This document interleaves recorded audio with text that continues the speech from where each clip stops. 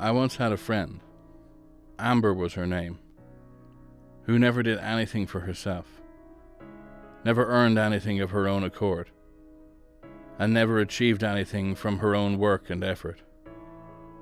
Everything she had came from someone else.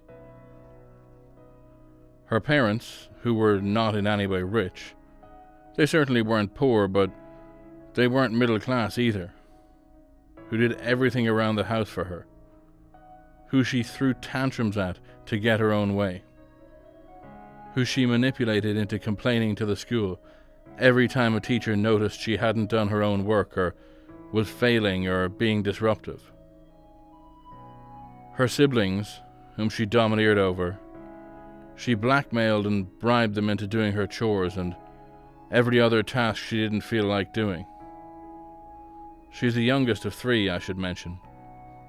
Her classmates, whom she bullied, the smart kids were forced into doing her homework or letting her copy. The same went for classwork. Anyone the slightest bit different was basically a gazelle to a lion with her. And with her leading the charge, the general popular crowd sheep soon followed in the teasing that quickly escalated.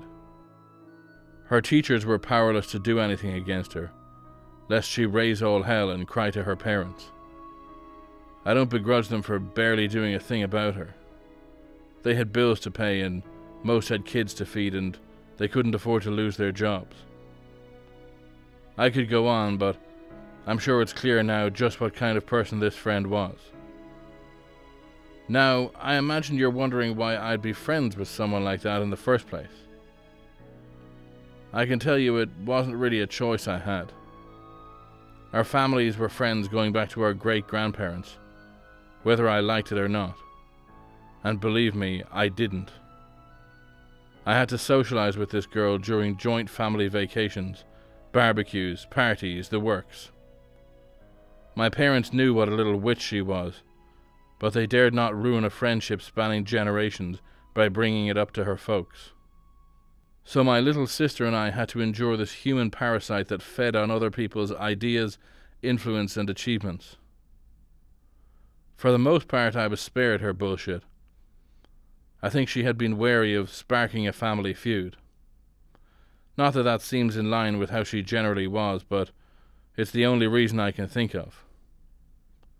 For whatever reason, she decided the countless innocents at her mercy were not enough, and she needed to add me into the mix. She couldn't do it in her usual, obvious way. No. Instead, she decided to be as sly as she could manage. She stole my journal. Now, this wasn't a journal full of my private thoughts and secrets that she planned to blackmail me with. I fortunately did not have one of those. Though what was stolen from me in its pages is arguably just as bad in a different sort of way. My ideas. I used the journal for world and character building, as well as setting up the plot for a story I wanted to write. A story I hoped to publish. I wrote it out because it was precious to me, and I always worried my laptop would die and I'd be unable to recover it. I'd already drafted up a few of the early chapters too. Once I was happy with them, I planned on typing them up. I didn't get a chance. She took it. Took my ideas, my hard work, and passed it off as her own. She used it for our creative writing class at first. I didn't know until the teacher passed around copies she'd made as an example for us. That's when I saw my characters, my plot, a piece of my heart and soul on the page before me.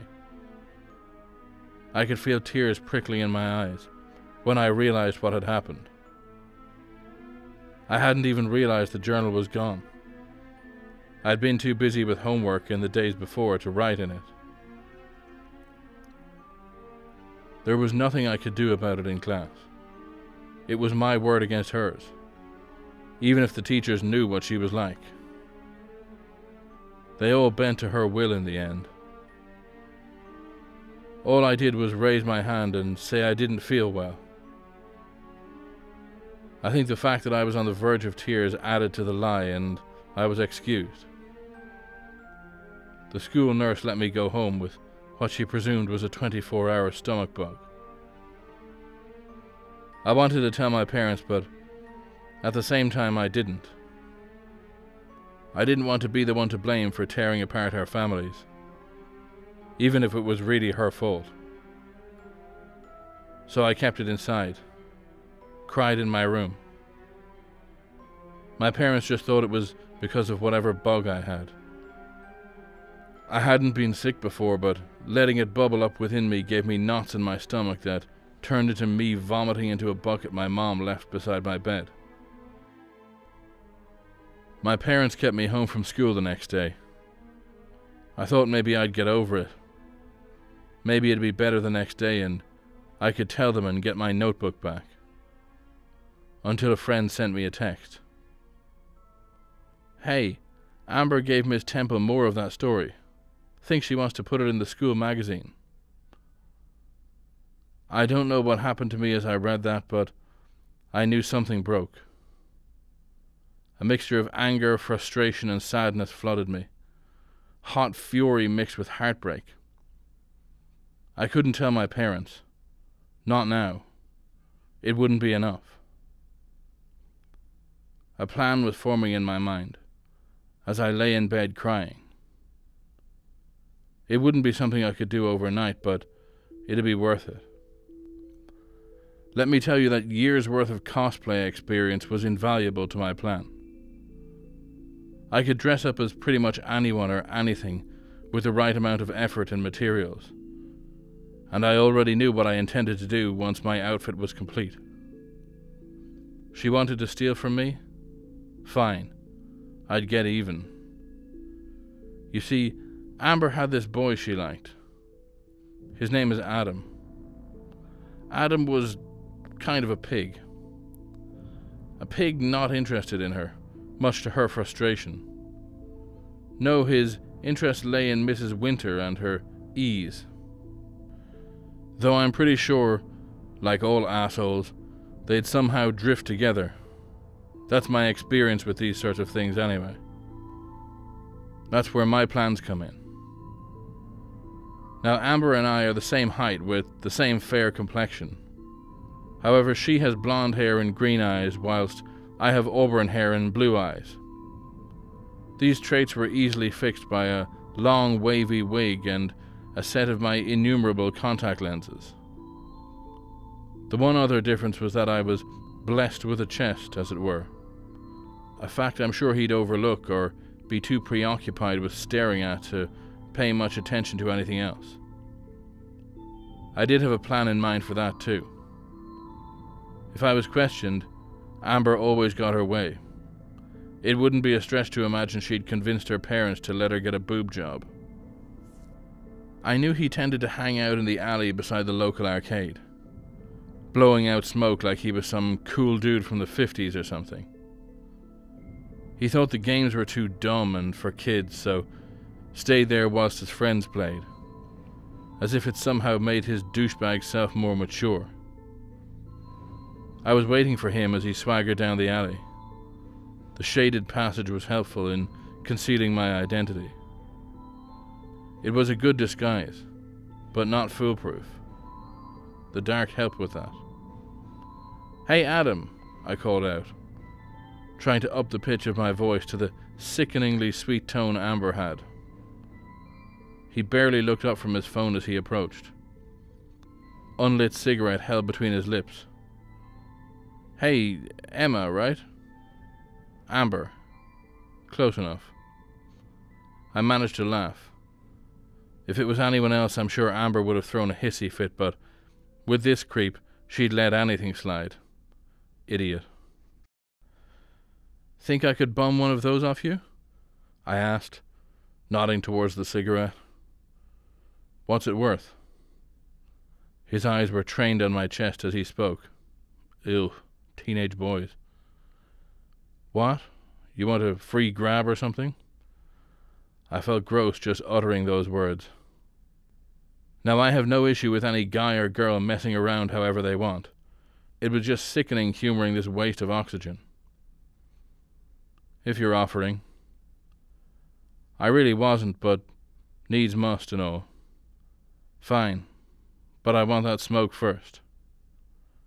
He sighed, but stepped forward, putting his phone away and pulling out the box instead. Here. You women always want it your way. If I had been me, I would have responded to that casual bit of sexism, but I had to keep up the act just a little while longer. That's because I know what I want, I said, batting my eyelashes. It was true. I did know what I wanted. But it certainly wasn't to let his ass fondle my chest while he came in his pants. As he stepped closer, I clutched at the purse hanging from my shoulder. Amber and I both had always made sure to carry large ones around, so it didn't look out of place on me here. We also happened to have an identical pair. Fancy that. Milliseconds passed like hours to me as he drew within touching distance. Closer. Closer. I'm sorry. What? My bag came down over his head and Adam fell to the floor. I was knocked off balance, stumbling due to the weight of my weapon into the wall. Adam didn't move. He didn't even grumble or swear, or any of the other things I assumed a person would do when smacked over the head with a concealed brick. I took a breath and straightened myself before finally looking back at Adam properly. My body was shaking. His head was bleeding, unsurprisingly. But it wasn't just bleeding on the side I hit it. He'd managed to crack his head on a step, leading into a back entrance of the arcade. He was staring up with blank eyes, blood trickling from the corner of his mouth, as well as his head wounds. The one from the step was deeper than my hit. I was sure I could see his skull, but the blood was pumping through my body so hard and fast I couldn't be sure. I'd done too good of a job, but no going back now. When my legs stopped shaking so much, I ran, as I had always intended to do, back past the building site where I'd picked up the brick and taking it back from my bag and returning it, straight back into my house and into my room. From there, into my own suite, costume dumped on the floor.